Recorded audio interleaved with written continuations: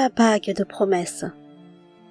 Il y a des événements dans la vie qui marquent à jamais, qui laissent une empreinte profonde dans notre mémoire, même si, au départ, on ne leur accorde pas toute l'importance qu'ils méritent. Avant, je pensais que ce n'était rien, mais aujourd'hui, je réalise à quel point cette promesse, une simple parole, doit être respectée. Cette peur qui m'a envahi à ce moment-là, je ne l'ai jamais oubliée. Je vais vous raconter aujourd'hui un moment de ma vie que malgré les années, je n'ai jamais pu effacer et qui a changé ma perception à jamais. Je m'appelle Sylvain et je vais vous parler d'une période de ma vie qui m'a profondément marquée. Quand j'avais 25 ans, j'étais en couple avec une fille, Lorraine, avec qui je partageais déjà 4 années de ma vie. Après avoir tous les deux terminé nos études, elle commença à insister pour que nous nous marions. Mais moi, je repoussais sans cesse ce moment. Je lui disais de patienter, que je voulais d'abord m'assurer d'avoir une meilleure situation avant de m'engager totalement avec elle. De son côté, ses doutes étaient profonds. Elle avait peur que je la quitte pour une autre, et c'est ce qui la poussait à insister tant. Malgré mes assurances, lui promettant qu'elle était la seule pour moi et que jamais je ne la laisserais, elle n'était pas rassurée. Elle était plus âgée que moi, et cette différence la hantait, la poussant à douter sans cesse de notre avenir. Finalement, après de nombreuses discussions, nous nous sommes mis d'accord pour nous marier l'année suivante. Mais, comme la vie a parfois ses propres plans, 1 an plus tard, mon père tomba gravement malade. Il dut être hospitalisé, et je me suis retrouvée obligée de repousser à nouveau notre mariage, car je devais être présent pour lui. Mon père, divorcé de ma mère, vivait seul avec moi, tandis que ma mère s'était remariée et que ma sœur vivait avec elle. Je n'avais d'autre choix que de prendre soin de lui. Mais à ce moment-là, Lorraine commença à douter de moi. Elle m'avoua qu'elle m'avait attendu plus de 5 ans et qu'elle ne pouvait plus supporter l'incertitude. Elle se sentait abandonnée, et moi, je ne savais plus comment la rassurer.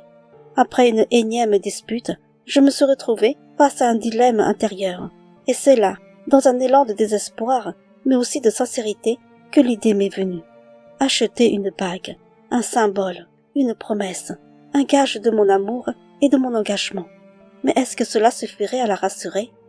Un week-end, pris dans un tourbillon d'émotions et d'incertitudes, j'ai décidé d'appeler ma sœur, espérant qu'elle pourrait m'aider à choisir une bague pour ma copine. Mais en réalité, ma démarche n'était pas aussi simple. Il y avait quelque chose que je n'avais pas osé dire tout de suite. J'avais besoin de lui emprunter de l'argent pour pouvoir l'acheter. Ma sœur, toujours là pour moi, a accepté sans hésiter de m'accompagner dans les bijouteries. En parcourant les vitrines, elle m'a demandé, d'un ton curieux, pourquoi je ne prenais pas Lorraine avec moi pour qu'elle choisisse elle-même sa bague. Je lui ai alors avoué, un peu honteux, que je n'avais pas assez d'argent pour cela. J'avais peur que Lorraine, sans le vouloir, réclame une bague bien au-dessus de mes moyens. Le poids de cette situation m'étouffait et j'avais besoin de lui confier mes incertitudes. Je lui ai expliqué que je n'avais d'autre solution que de lui demander de l'aide financièrement. Ma sœur, qui a toujours été attentive et bienveillante, a compris immédiatement. Elle m'a regardée avec cette douceur qu'elle avait toujours eue pour moi, et sans hésitation, elle a accepté. Finalement, après de longues hésitations et de nombreux essayages, nous avons jeté notre dévolu sur une bague qui coûtait 2000 €. Et c'est ma sœur qui a tout payé avec ce geste plein de générosité qui me fit à la fois un grand soulagement et un sentiment de culpabilité. Mais je savais que je n'avais pas d'autre choix. Lorsque j'ai enfin offert la bague à Lorraine, son visage s'est illuminé d'un bonheur sincère. Ses yeux brillaient d'émotion, et pour la première fois depuis longtemps, j'ai senti son inquiétude s'apaiser. Depuis ce jour, elle a cessé de me presser pour le mariage, comme si cette bague était la preuve tangible de mon engagement, un pont entre nous, malgré la distance qui commençait à s'installer. Mais pendant que son cœur se rassurait, le mien s'alourdissait sous le poids d'une autre souffrance. L'état de mon père se dégradait jour après jour, et l'hôpital était devenu ma seconde maison. Chaque instant, je restais à son chevet, guettant le moindre signe d'amélioration, priant pour un miracle. Pris dans cette spirale d'angoisse et d'épuisement, je ne voyais plus Lorraine. Je n'avais plus le temps, plus l'énergie. Un jour, elle me manquait terriblement. J'ai pris alors mon téléphone et je l'ai appelée. Sa voix d'ordinaire vive et chaleureuse était faible, presque éteinte. C'est là qu'elle m'a avoué qu'elle était malade depuis un moment. Un frisson m'a parcouru. Pourquoi ne m'avait-elle rien dit? Je l'ai réconfortée du mieux que je pouvais, lui souhaitant de guérir vite, de prendre soin d'elle, en lui promettant qu'on se reverrait bientôt. Un soir, alors que je veillais mon père, l'épuisement m'a rattrapé et je me suis assoupie. J'ai alors fait un rêve. Dans ce rêve, Lorraine était là, debout, devant moi, son regard tendre posé sur mon père et moi. Elle était venue nous rendre visite à l'hôpital. Son visage était paisible, comme si elle voulait me dire quelque chose.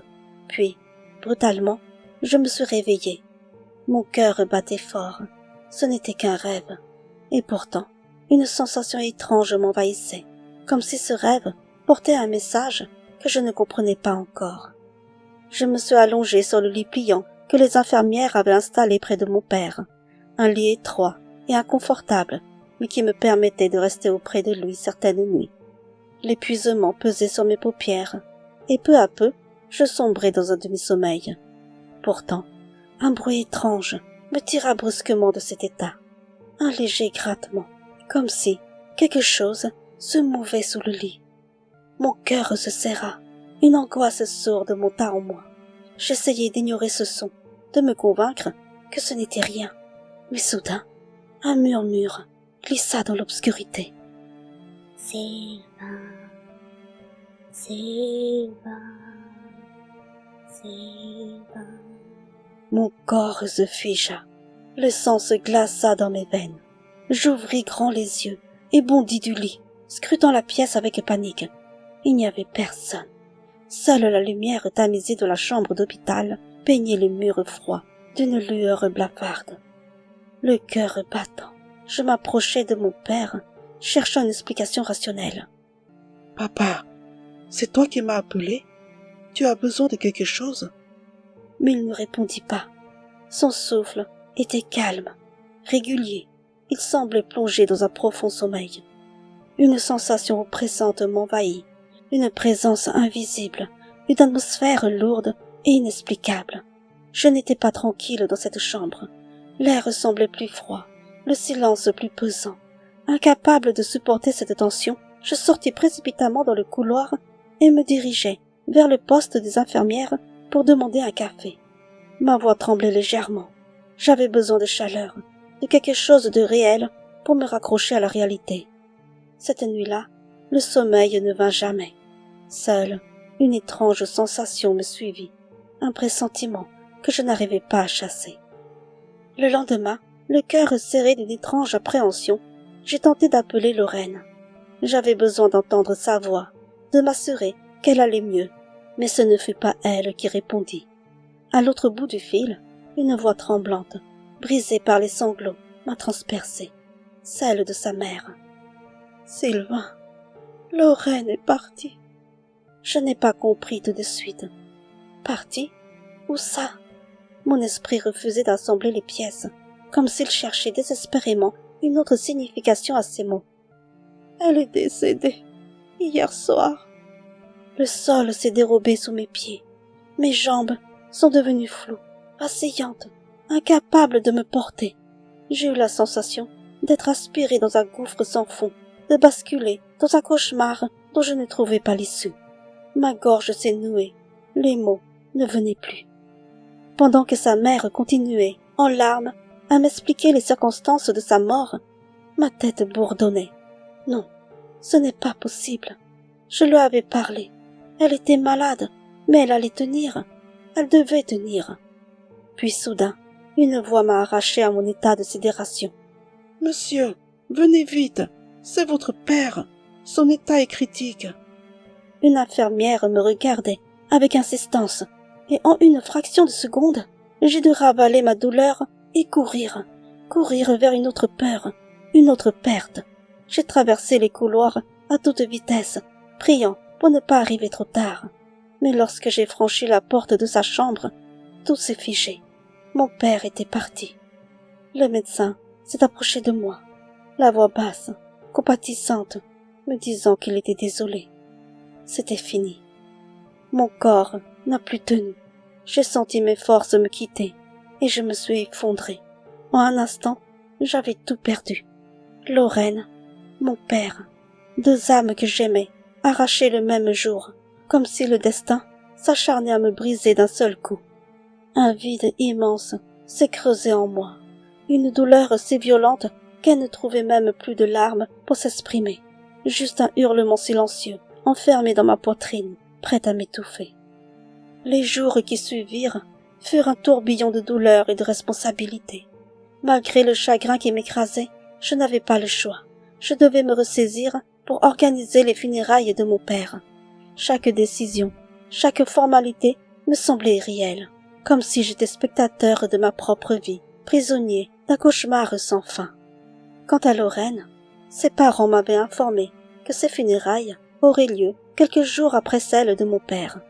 Deux enterrements, deux adieux déchirants à affronter en l'espace de quelques jours. Après avoir terminé les funérailles de mon père, l'âme vidée, je suis allée dire adieu à Lorraine. Devant son cercueil, un frisson m'a parcouru. C'était la dernière fois que je pouvais être près d'elle, la dernière fois où je pouvais lui parler, même si elle ne m'entendait plus. Alors que je restais figée, absorbée par ma peine, sa mère s'est approchée de moi. Elle avait les yeux rougis par les larmes, la voix brisée par le chagrin. « Sylvain, je voulais te demander, veux-tu récupérer la bague que tu lui avais offerte ?» Elle a sorti un petit sac plastique, et à travers le voile trouble de mes larmes, j'ai reconnu la bague, celle que j'avais choisie avec ma sœur, celle que j'avais tant voulu offrir à Lorraine comme une promesse. Elle aimait tellement, elle la regardait tous les jours, comme si elle y trouvait du réconfort, me disait sa mère. Ces mots me transpercèrent. Lorraine avait tenu cette bague comme un symbole d'espoir, d'amour, même dans ses derniers jours. Mais sa mère savait aussi combien elle m'avait coûté, et avec une douceur infinie, elle voulait me la rendre. De retour chez moi, je tenais la bague entre mes doigts, sans savoir quoi en faire. Ce bijou, qui avait été une promesse d'avenir, n'était plus qu'un souvenir douloureux. Après un long moment d'hésitation, j'ai appelé ma sœur. C'était elle qui avait tout payé. C'était peut-être à elle qu'elle devait revenir. Le lendemain matin, ma sœur est passée la récupérer. Elle a prise doucement dans ses mains, me regardant avec une tristesse silencieuse. Aucun mot n'était nécessaire. Elle savait, elle comprenait. Et moi, je me retrouvais là, vidée, brisée, avec le sentiment d'avoir laissé derrière moi les derniers fragments d'un futur qui n'existerait jamais. En fin d'après-midi, mon téléphone a vibré. C'était ma mère. Sa voix tremblait d'inquiétude. « Sylvain, sais-tu où est ta sœur ? Depuis qu'elle est revenue récupérer la bague, je ne l'ai plus revue de l'après-midi. Elle ne répond pas à mes appels. Je suis inquiète. » Un frisson me parcourut. Ce n'était pas dans ses habitudes de disparaître ainsi. Puis, après de longues minutes de recherche, ma mère finit par la retrouver. Elle était au sous-sol, recroquevillée dans une petite pièce sombre servant de cellier. La lumière blafarde éclairait à peine son visage. Elle était assise par terre, la bague entre ses doigts, fixant intensément la pierre scintillante. Elle murmurait des mots inaudibles, comme plongée dans une transe, totalement absente du monde autour d'elle. Ma mère, bouleversée, lui cria dessus en lui arrachant la bague des mains. « Qu'est-ce que tu fais ici ?» À cet instant, ma sœur sembla se réveiller brutalement. Elle cligna des yeux, regarda autour d'elle avec un air paniqué, comme si elle venait de réaliser où elle se trouvait. « Maman, pourquoi je suis là ?» demanda-t-elle d'une voix confuse. Elle ne se souvenait de rien. Puis, son regard tomba sur la bague que ma mère tenait fermement. Instantanément, son expression changea. Son visage, marqué par l'incompréhension, se déforma en une lueur de colère. « Maman, donne-moi la bague! Donne-la-moi maintenant !» ordonna-t-elle d'une voix tremblante. Son ton était inhabituel, presque autoritaire, empreint d'une fébrilité qui fit frissonner ma mère. Quelque chose n'allait pas. Ce n'était pas elle. Ma mère, troublée par son comportement, refusa catégoriquement et serra la bague contre elle. Puis, sans un mot de plus, elle quitta la pièce en l'emportant. Derrière elle, ma sœur resta figée, les yeux remplis d'une étrange lueur. Ce soir-là, ma mère, épuisée, s'était longuement attardée à contempler la bague. Un étrange malaise l'envahissait, mais la fatigue finit par l'emporter, et elle décida d'aller se coucher. Mon beau-père, quant à lui, était sorti voir un ami et ne rentrerait que tard dans la soirée.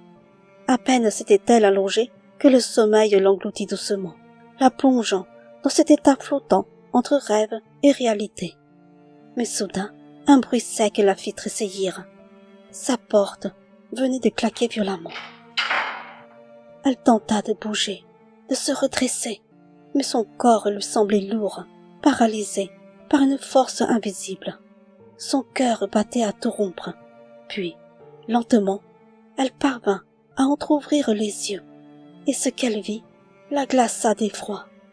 La porte s'ouvrait à nouveau, lentement, dans un grincement sinistre. Une silhouette sombre, indistincte, se dessina dans l'ombre du couloir. Une femme, la forme spectrale, avançait d'un pas lent et silencieux vers elle. Ma mère voulait crier, mais aucun son ne sortait de sa bouche. Son corps restait figé, impuissant. D'un geste brusque, la silhouette arracha la bague des mains de ma mère. Puis, en une fraction de seconde, ses doigts glacés se refermèrent autour de sa gorge. Ma mère suffoqua, tenta de se débattre, sentant la vie lui échapper. Puis, dans un sursaut, elle se réveilla. Elle haletait, le cœur affolé. Ce n'était qu'un cauchemar. Mais alors qu'elle reprenait son souffle, son regard tomba sur le sol, et son sang se glaça. La bague était là. Elle n'était plus sur son doigt. Un frisson d'effroi parcourut tout son corps. Paniquée, elle se leva précipitamment et quitta la chambre. Elle n'arrivait plus à respirer dans cet espace oppressant. Tremblante, elle se dirigea vers le salon et attrapa son téléphone pour m'appeler. Quand je décrochai, sa voix était méconnaissable, tremblante, paniquée. « Sylvain, appelle ton beau-père, je t'en supplie. Je n'arrive pas à le joindre. J'ai peur, j'ai vraiment trop peur. Je crois que c'est à cause de la bague. Je pense que Lorraine est revenue pour la récupérer. » Un silence pesant s'installa. J'avais du mal à comprendre ce qu'elle voulait dire.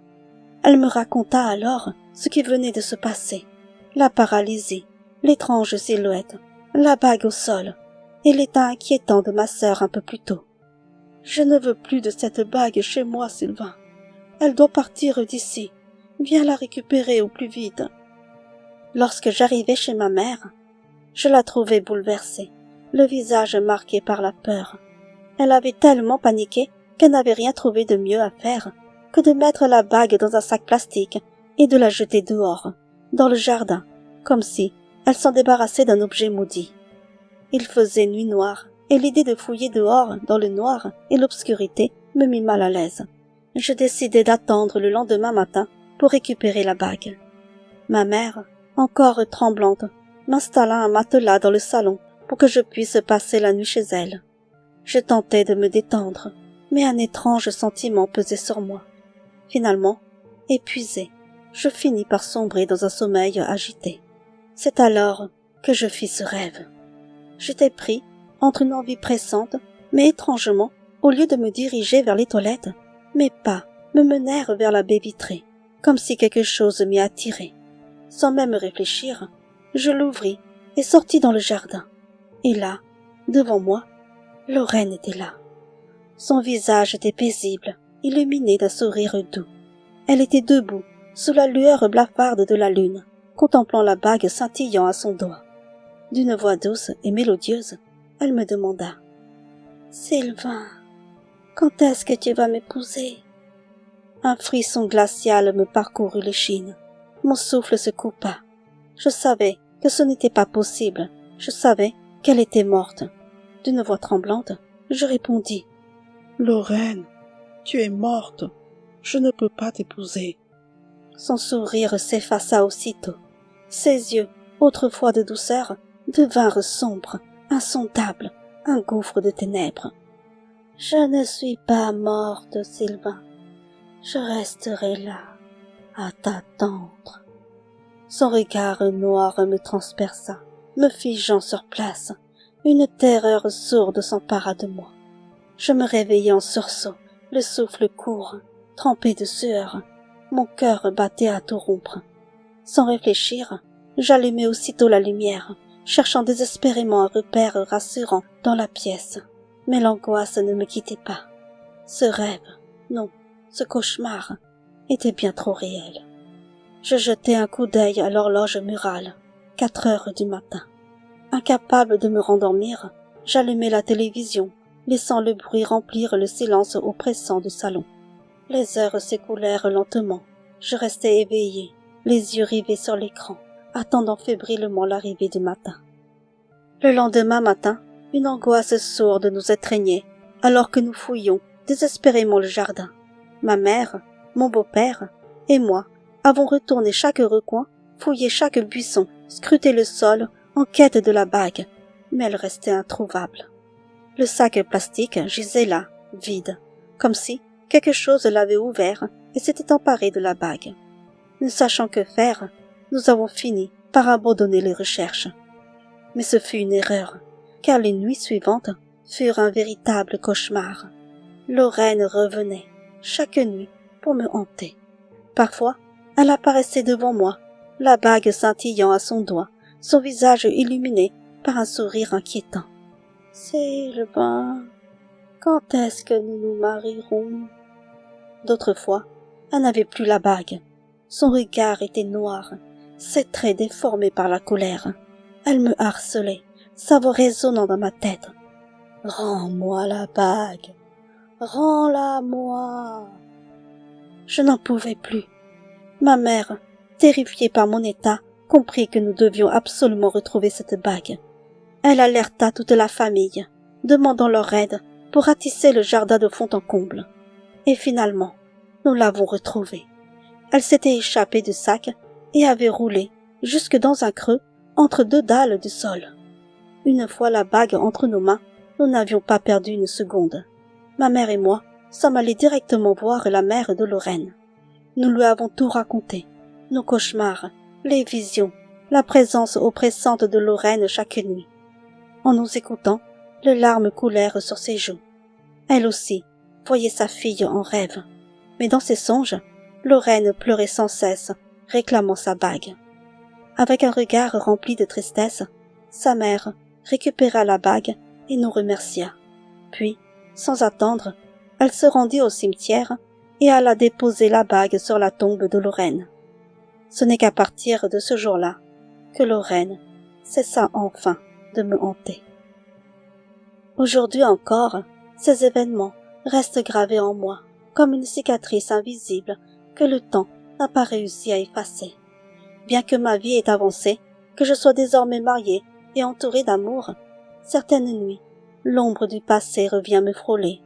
Il m'arrive de sursauter dans le silence, de sentir un frisson inexplicable, comme si un regard invisible pesait sur moi. J'ai appris à mes dépens qu'une promesse est un lien puissant, parfois trop puissant. Les mots que l'on prononce ne disparaissent jamais, et les cœurs blessés, même dans l'au-delà, peuvent s'y attacher désespérément. Lorraine faisait partie de mon passé, mais son amour a défié la mort. Et moi, je porte encore son souvenir, comme un avertissement que certaines promesses ne doivent jamais être faites à la légère.